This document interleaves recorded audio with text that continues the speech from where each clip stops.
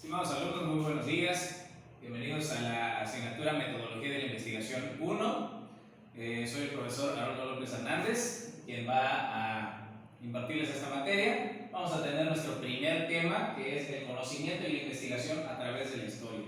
Antes que nada, quiero hacer una breve introducción sobre el porqué de esta asignatura. Metodología de la Investigación es una de las asignaturas básicas para el nivel profesional, y eso debe quedar muy claro. En esta materia, por la cuestión de la pandemia, tenemos cuatro especialidades, cuatro licenciaturas diferentes recibiendo esta clase. Tenemos desarrollo sustentable, psicología, derecho y matemáticas. A todos nos interesa esta asignatura porque es a partir de allí donde iniciamos a sentar las bases para elaborar ensayos bien argumentados, para elaborar nuestro protocolo de tesis posteriormente, poder defender la tesis. Tenemos que sentar bien las bases, y las bases se sientan aquí en Metodología de la Investigación 1, ¿sí? Entonces es importante que conozcamos la terminología que se utiliza aquí, y vamos a hacerlo analizando la terminología y a la vez conociendo la historia de cómo se ha dado la investigación. Entonces tenemos un objetivo para esta clase, ¿sí? El objetivo para nuestra clase de hoy, que es el conocimiento y la investigación a través de la historia, es brindarles a ustedes definiciones de los términos utilizados en la investigación y la adquisición del conocimiento en el correr de la historia, y de esta manera vamos a comprender en definiciones simples lo que implica la asignatura Metodología de la Investigación y sus términos afines, los términos que son familiares entre ellos. Y vamos a iniciar entonces ahorita con la historia. Comencemos, ¿sí? A través de la historia, no siempre el conocimiento humano, lo que nosotros sabemos ahora, todo lo que las ciencias y cómo están divididas, no siempre estuvo todo organizado y sistematizado. El hombre en sus inicios aprendió a vivir y conocer los fenómenos que lo rodeaban a través de su experiencia, ¿sí? Comenzó con la curiosidad cuando veía los fenómenos que sucedían en su día a día, por ejemplo el fuego, cómo fue, cómo se formó, qué era lo que lo provocaba, cómo podía mantenerlo, el calor, para qué le servía, la lluvia, el frío, todos esos fenómenos comenzó a analizarlos, ¿sí? Primero fue por la curiosidad y en cierta forma su intuición, lo que lo llevaron al hombre a, pues, por forma, vamos a decirlo así, de sentido común, determinar lo que le servía, si era bueno o si era malo, y cómo lo podía utilizar a su favor. Llegó la observación, llegó luego el análisis, ¿sí? La experimentación. El hombre empezó a experimentar a través de ensayo y error, como todo lo que es el sentido común, ¿no? El ensayo y error nos llevó entonces finalmente a la conclusión de utilizar a nuestro favor los fenómenos que sucedían en la naturaleza. Después de ser nómada y después de varios experimentos, observación y análisis, el hombre pasa a ser sedentario debido al descubrimiento de la agricultura, y después de vivir en la prehistoria a través del conocimiento, análisis de su propio lenguaje, crea una escritura, y ahora que crea la escritura ya pasamos de la prehistoria a la historia. Entonces ahí vemos cómo esos conocimientos se van desarrollando y vamos nosotros adquiriendo nuevos, ¿sí? Pero todo a través de la experiencia, el ensayo y error. Así fue al inicio de la historia, pero luego llegó algo diferente, ¿sí? Todo este proceso que el hombre siguió en sus inicios es lo que nosotros ahora llamamos investigación. El proceso fue empírico durante varios siglos. Empírico se refiere a que todo el tiempo fue a través de la experiencia, de la experimentación de la experiencia, hasta que llegó un pueblo que nosotros conocemos como los griegos, y ellos comenzaron a hacerse preguntas sobre el conocimiento y cómo lo adquirimos. Es decir, fueron los primeros que intentaron sistematizar el conocimiento, y entonces uno de ellos fue quien creó una disciplina que se llamó en ese momento la epistemología. La epistemología, si vamos a decir el origen de la palabra, epísteme, del griego epísteme, que significa conocimiento, y logos, que significa estudio. Uniendo esas dos palabras tenemos que literalmente epistemología significa estudio del conocimiento. El filósofo Platón fue el primero en clasificar el doxa del conocimiento vulgar, el conocimiento ordinario, y clasificar la epísteme, que era un conocimiento ya elaborado con rigor, con argumentos válidos, ¿sí? Este filósofo que fue el primero en sistematizar, en dividir esos dos tipos de conocimiento, ¿no? Para sistematizarlo surgió la lógica. ¿Y quién fue el padre de la lógica? El discípulo de Platón llamado Aristóteles, el padre de la lógica formal.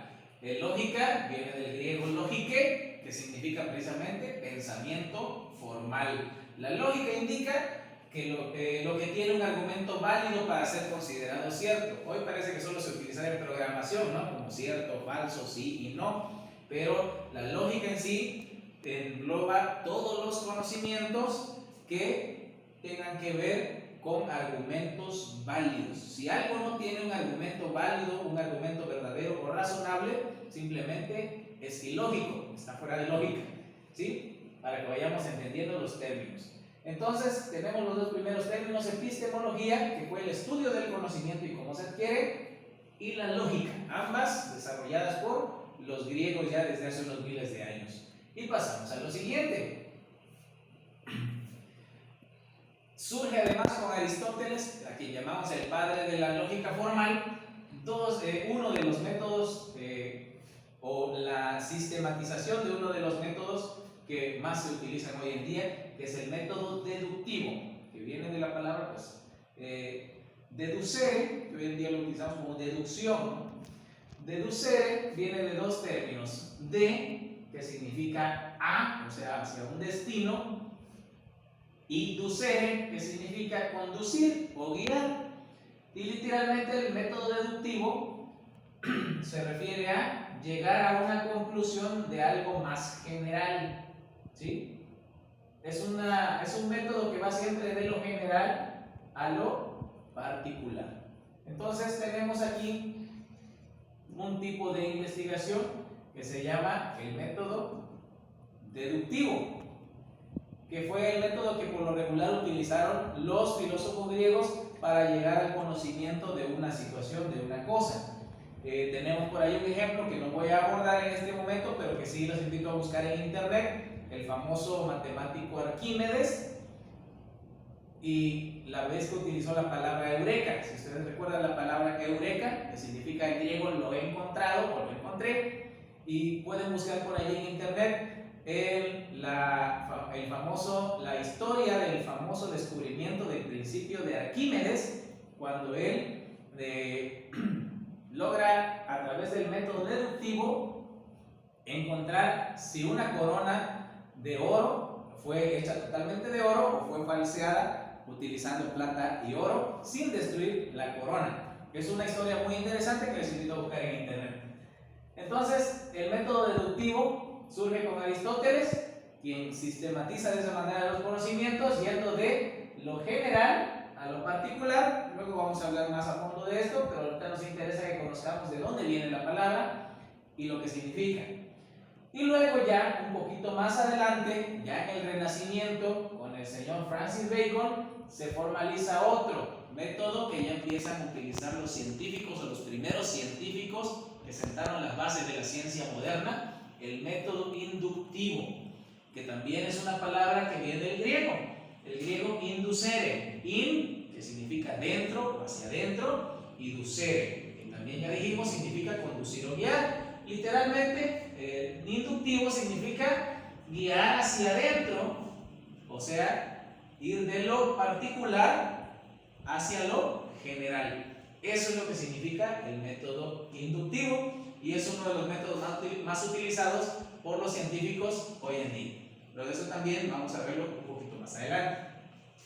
Se formaliza con el señor Francis Bacon, y en el Renacimiento fue que se fundaron las bases del conocimiento científico moderno, ¿sí? ¿Recuerdan? Después de los griegos hubo un poquito de oscuridad, porque pues los romanos no le dedicaron tanto a a la ciencia ni a la filosofía, y luego de eso vienen las guerras de los imperios, la separación de los imperios, la Edad Media, donde totalmente en oscuridad la ciencia, prevaleciendo la religión, pero luego de eso viene el Renacimiento, el resurgimiento de los grandes científicos ilustrados ya, y tenemos los ejemplos más famosos, Johannes Kepler, el astrónomo, Galileo Galilei, el científico, Francis Bacon, René Descartes y Baruch Spinoza, que pues estos cuatro son conocidos, él probablemente no, pero si ustedes quieren saber quién fue, hay que investigarlo, y sobre todo por una frase que dice el señor Albert Einstein, que dice que él cree en el Dios de Spinoza, se refería precisamente a este filósofo Baruch Spinoza.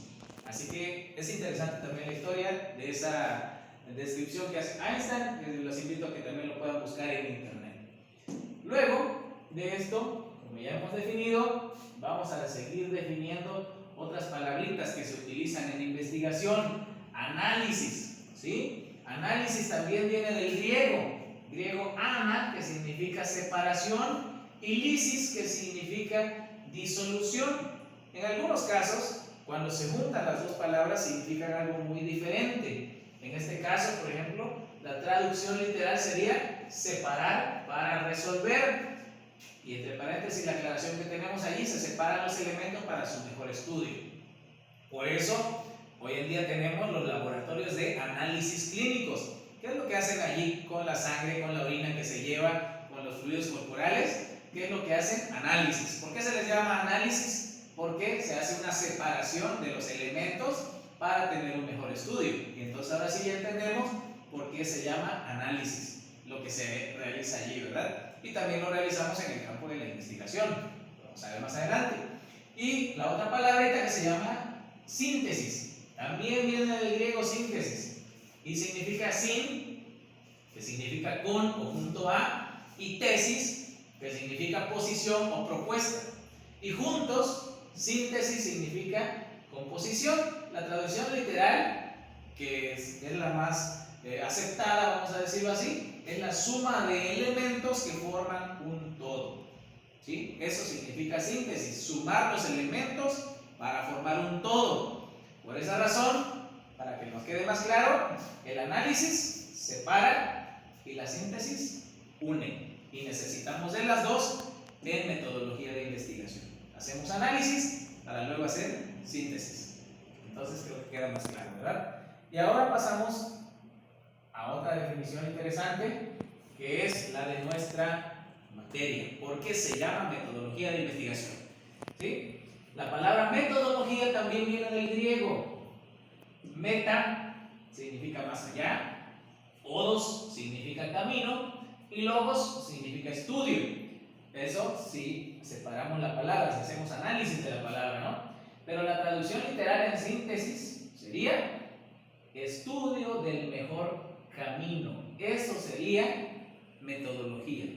Cuando decimos es que voy a utilizar metodología, quiere decir que vamos a usar un estudio del mejor camino. Vamos a saber cuál es el mejor camino para llegar a investigar. Esta palabrita no viene del griego, pero sí viene del latín, que es de los romanos.